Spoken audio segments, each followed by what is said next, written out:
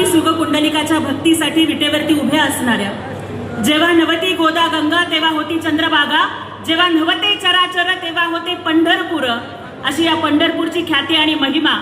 या पंढरपुरामध्ये कुंडलिकाच्या भक्तीसाठी कटेवरती हात आणि विटेवरती चरण ठेवून उभ्या असणाऱ्या पंढरीच्या पांडुरंगाला नतमस्तक होते. त्याचबरोबर हिंदवी स्वराज्य संस्थापक, बहुजन प्रतिपालक, रयतेचे राजे छत्रपती शिवाजी महाराज, त्यांना घडवणाऱ्या राजमाता राष्ट्रमाता जिजाऊ माँसाहेब, स्वराज्य रक्षक धर्मवीर छत्रपती संभाजी महाराज, भारतीय राज्यघटनेचे शिल्पकार, विश्वभूषण महामानव भारतरत्न डॉक्टर बाबासाहेब आंबेडकर. 2च दिवसानंतर बाबासाहेबांची जयंती साजरी होणार आहे कि अधिकार मेरे सर को तेरे संविधान से मिला है, ये रुतबा भी मेरे सर को तेरे संविधान से मिला है, औरों को जो मिला है शायद मुकद्दर से मिला है, लेकिन हमको तो मुकद्दर भी बाबा साहब के संविधान से मिला है.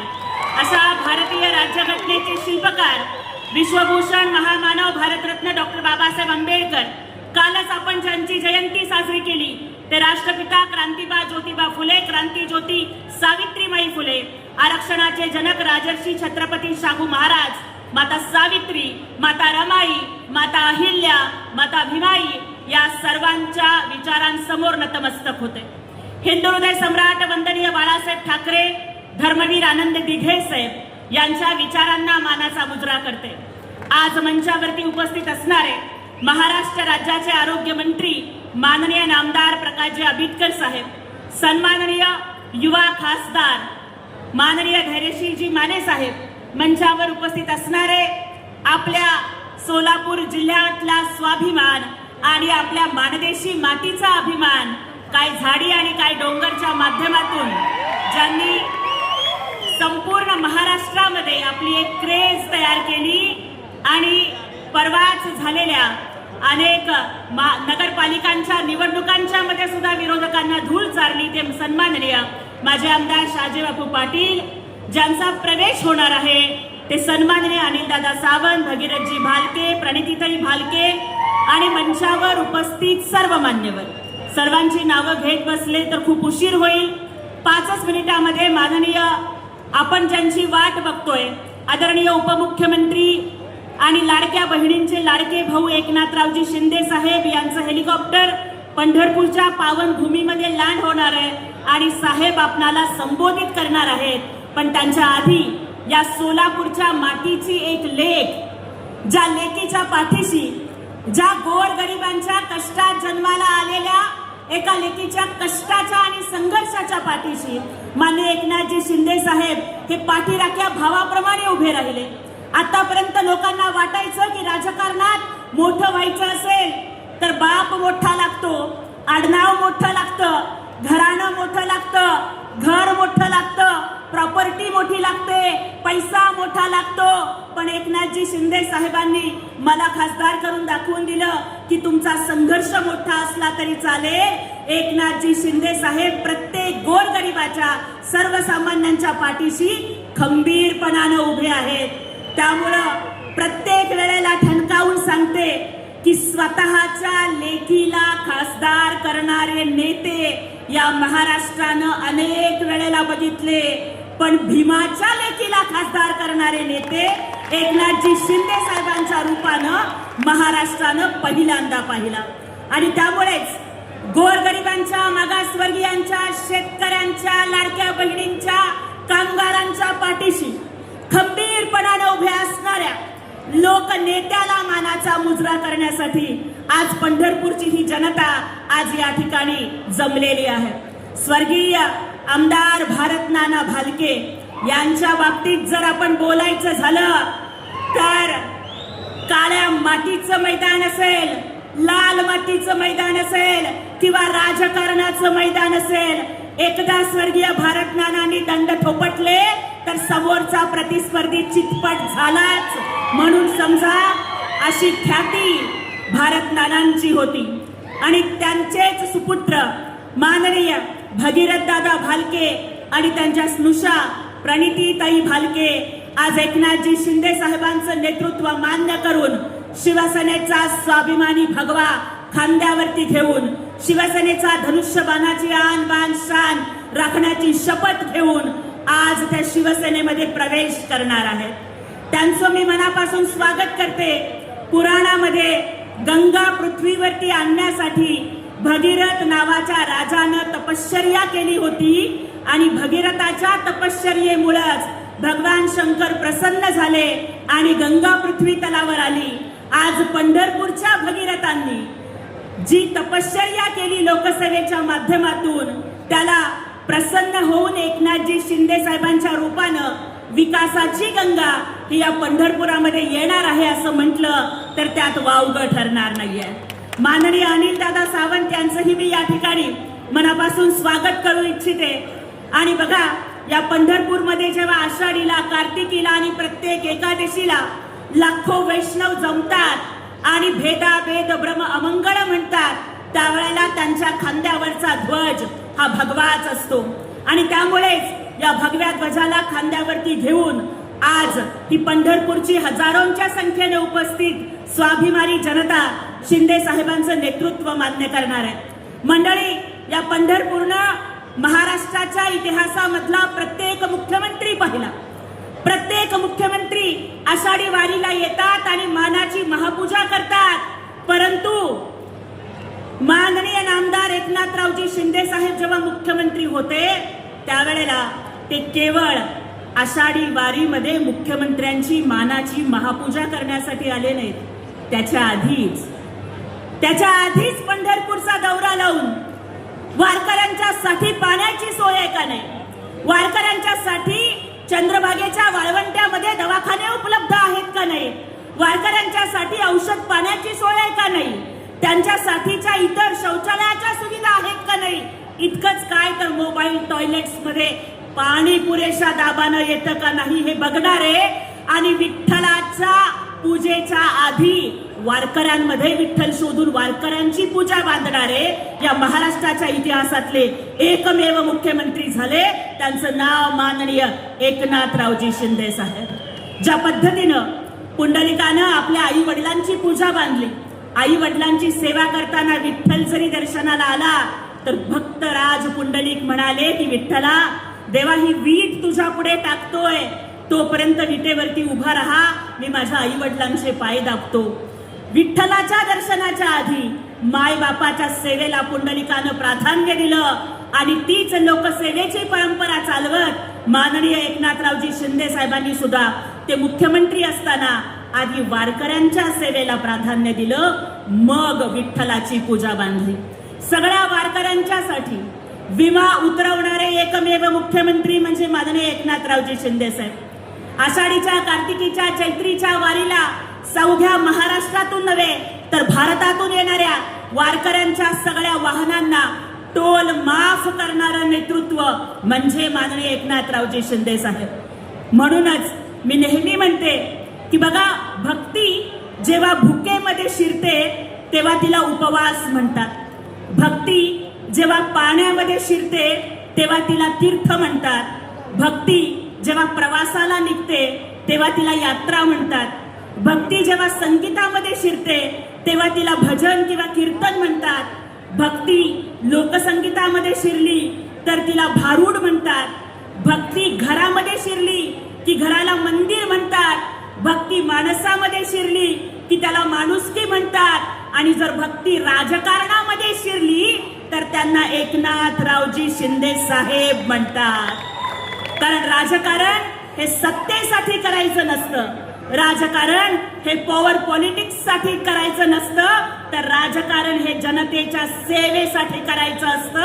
हे आपल्या मुख्यमंत्री पदाच्या प्रत्येक दिवसामधून माननीय एकनाथरावजी शिंदे साहेबांनी दाखवून दिलं. लाडकी बहीण योजना 2.5 कोटी बहिणींना दर महिन्याला 1500 रुपयाची ओवाळणी. एसटी मध्ये अर्ध तिकीट, प्रत्येक लाडक्या बहिणीला अर्ध्या तिकिटात जाता येतंय. आता आमची लाडकी बहीण दाजींना म्हणू शकते की अहो तुम्ही गेलात तर डबल खर्च होतो, मी गेलं की अर्ध्या तिकिटात भागतय, तुम्ही बसा मी बाजार करून येते. आता तर लाडक्या बहिणीचे पैसे जमा झाले की आमचे दाजी सुद्धा पेट्रोलसाठी लाडक्या बहिणींना पैसे मागतात. झालंय ना ताई असं? घरची लक्ष्मी असणाऱ्या या लक्ष्मीच्या हातात खऱ्या अर्थाने लक्ष्मी ही लाडकी बहीण योजनेमधून आलं. मुलींच्या उच्च शिक्षणाची फी माफ झाली, लाडका भाऊ योजनेमधून रोजगार मिळू लागला, शेतकऱ्यांच्यासाठी नमो शेतकरी सन्मान योजना 12,000 रुपये, 1 रुपयामध्ये पीक विमा योजना, मागेल त्याला शेततळ योजना. माननीय आबिटकर साहेब आरोग्यमंत्री या ठिकाणी उपस्थित आहेत. आजच तुम्हाला सांगते की शिवसेनेच्या मंत्र्यांचा कारभार कसा असतो.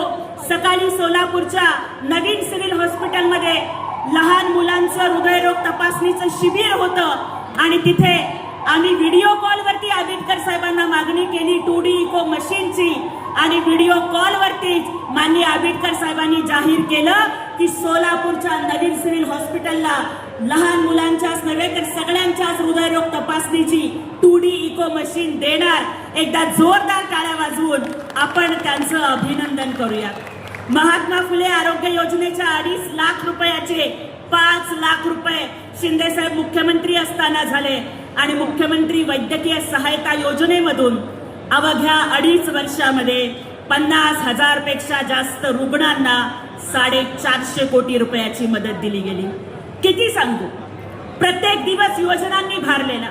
समोर टेबल नसला तर कार्यकर्त्याच्या पाठीवरती कागद ठेवून साहेबांनी सही केली, पण कधी कुणाचं काम अडू दिलं नाही. स्वतः आजारी असले तरी कधी स्वतःच्या तब्येतीची पर्वा नाही केली, पण या जनतेसाठी कष्ट करत राहिले आणि त्यामुळेच आज त्या कर्मयोगी माननीय एकनाथरावजी शिंदे साहेबांचं आगमन या आपल्या पंढरपूर नगरीमध्ये होत आहे. मी शेवटी एवढंच म्हणते कि तूफान ने कश्ती को जो निकाल कर लाए उसे माझी कहते हैं. तूफान ने कश्ती को जो निकाल कर लाए उसे माझी कहते हैं. जो हर मुश्किल को अपना बना ले उसे राही कहते हैं. और जो जनता का दर्द समझकर उस दर्द को खुशी में बदल दे उन्हें एकनाथ जी शिंदे साहब कहते हैं. आणि त्यामुळेच अशा या ध्येयवादी कर्मयोगी लाडक्या बहिणींचे लाडके भाऊ असणाऱ्या एकनाथजी शिंदे साहेब यांचं स्वागत करण्यासाठी मला एवढंच म्हणायचंय कि हिम्मत की शाही से जो लिखते हैं किस्मत अपनी, हिम्मत की शाही से जो लिखते हैं किस्मत अपनी, वो कोई और होंगे जो वक्त के आगे झुक जाते हैं. शिंदे साहब तो वो चट्टान है जिनसे टकराकर तूफान भी अपना रास्ता बदल देते हैं. आणि त्याच्यामुळेच अशा या वादळाच्या नेतृत्वाखाली विकासाचं वादळ आता या पंढरपूर नगरीमध्ये घोंगावणार आहे. अत्यंत स्वाभिमानीपणानं आपल्या राजकारणाचा वारसा पुढे चालू ठेवणाऱ्या माननीय भगीरथ दादा भालके, आदरणीय प्रणिताताई भालके आणि आदरणीय अनिलजी सावंत साहेब यांचं शिवसेनेमध्ये स्वागत करण्यासाठी स्वतः एकनाथजी शिंदे साहेब येत आहेत. या सगळ्यांना मी शुभेच्छा देते. पंढरपूर नगरीच्या या पवित्र मातीला पुन्हा एकदा अभिवादन करते आणि एवढंच सांगू इच्छिते, जसा विठू माझा लेकुरवाळा संगे गोपाळांचा मेळा, या विठ्ठलानं चोखा मेळाला सुद्धा आपलंसं केलं. कांदा मुळा भाजी अवघी विठाबाई माझी, मोठ नाडा विहीर दोरी अवघी व्यापियली पंढरी म्हणणाऱ्या श्री संत सावता माळ्यांनाही भेटायला हा आपला विठ्ठल जातो. या विठ्ठलाने जनाबाईला आणि कांदोपात्रेला सुद्धा आपलंसं केलं आणि नामदेवांना, ज्ञानदेवांना आणि तुकारामांनाही आपलंसं केलं. अगदी त्याच पद्धतीनं या महाराष्ट्राच्या राजकारणामध्ये कार्यकर्त्यांची जात पात न बघता, कार्यकर्ता गरीब आहे का श्रीमंत आहे हे न बघता, सगळ्या मागासवर्गीयांसाठी, बहुजनांसाठी, या महाराष्ट्राच्या मातीतल्या शेतकऱ्यांसाठी, महिलांच्यासाठी विठ्ठलासारखं विकासाच्या विटेवरती उभा असणारा आम्हा सगळ्या शिवसैनिकांचा विठ्ठल म्हणजे माननीय एकनाथरावजी शिंदे साहेब आहेत. कारण तेवढीच करुणा ही माननीय एकनाथरावजी शिंदे साहेबांच्या मध्ये आहे.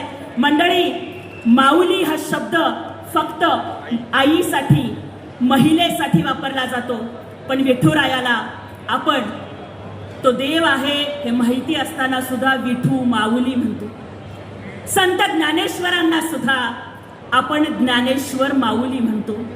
कारण पुरुष म्हणून जन्माला येऊन सुद्धा भक्तांवर, लेकरांवर आईसारखी माया केली की विठुरायाचा सुद्धा विठू माऊली होतो आणि ज्ञानेश्वर महाराजांचे सुद्धा ज्ञानेश्वर माऊली होतात. आजच्या राजकारणामध्ये अत्यंत जबाबदारीनं वक्तव्य करते.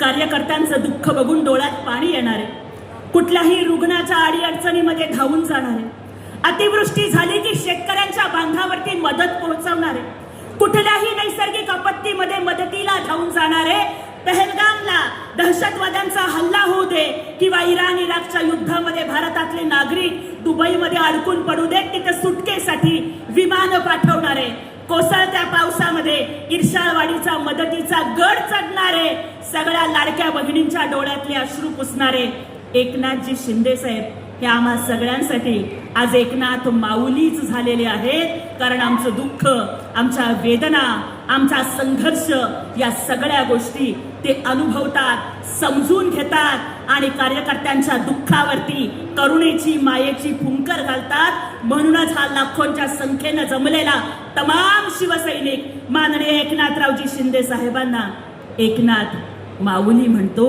ही आमची माया आहे, वेड्या बहिणीची वेडी माया आहे. माननीय शिंदे साहेबांचं पुन्हा एकदा स्वागत करते. अनेक मान्यवर बोलणार आहेत. बोलण्याला विराम देण्याच्या आधी एकच अभिवचन देते. या सोलापूरच्या मातीमध्ये जन्माला आलेल्या, या सोलापूरच्या गल्लीमधून रखरखत्या उन्हात अनवाणी पायानं गल्लीत चालणाऱ्या या पोरीला एकनाथ शिंदे साहेबांनी खासदार म्हणून दिल्लीत पाठवलं. त्यांचे मनापासून आभार मानते आणि इथून पुढचा आयुष्याचा प्रत्येक क्षण माझ्या महाराष्ट्रातल्या नागरिकांची आणि माझ्या सोलापूरकर भावंडांची मान अभिमानानं उंच व्हावी, अशाच पद्धतीचं काम मी राज्यसभेमध्ये दाखवून देण्यासाठी प्रयत्नांची पराकाष्ठा करेन असा विश्वास या ठिकाणी देते आणि थांबते. जय हिंद, जय महाराष्ट्र, जय शिवराय, जय भीम. म्हणा बोला पुंडलिक वरदे हरी विठ्ठल, श्री ज्ञानदेव तुकाराम, पंढरीनाथ महाराज की, छत्रपती शिवाजी महाराज की, धर्मवीर छत्रपती संभाजी महाराज की, डॉक्टर बाबासाहेब आंबेडकरांचा जय भवानी, जय भवानी. धन्यवाद.